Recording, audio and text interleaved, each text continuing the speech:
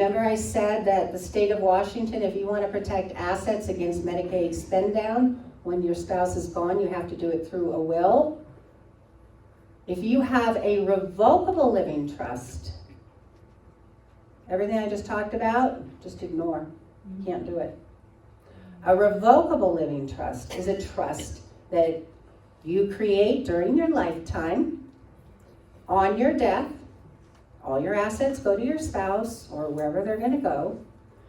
And the whole idea with a revocable living trust is that you avoid probate, because everybody thinks probate is a very bad thing. I'm here to tell you probate isn't good, it isn't bad, it just is, and it depends on what your situation is. So if your situation is one where you want to protect assets against long-term care costs for your spouse, and let's say you have $1 million, then you might want to consider having a will. Because if you have a revocable living trust, what happens is that asset protection doesn't work.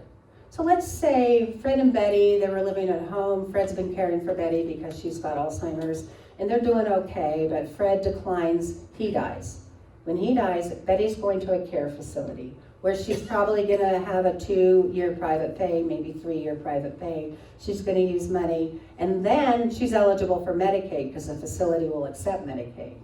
All that money in the trust, let's say we did the $1 million in the trust because we did the delivery to Fred before he died.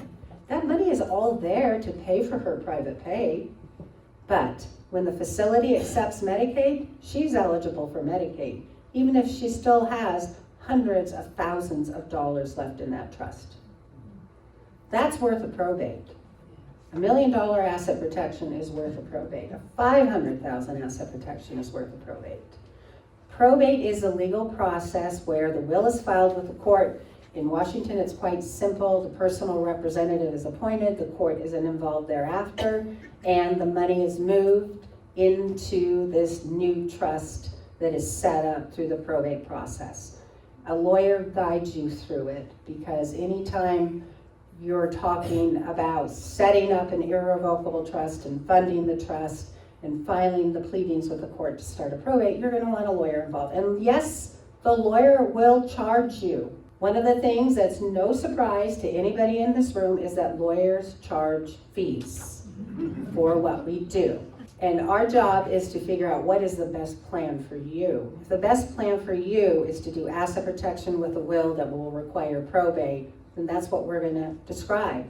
If the best plan for you is a revocable living trust because you have property in California and in Idaho and other states, and you could care less about asset protection because you've got many millions of dollars or a long-term care insurance policy that pays for the rest of your life, a revocable living trust might be right for you. It all depends on your situation, whether or not probate is a good thing or an unnecessary thing.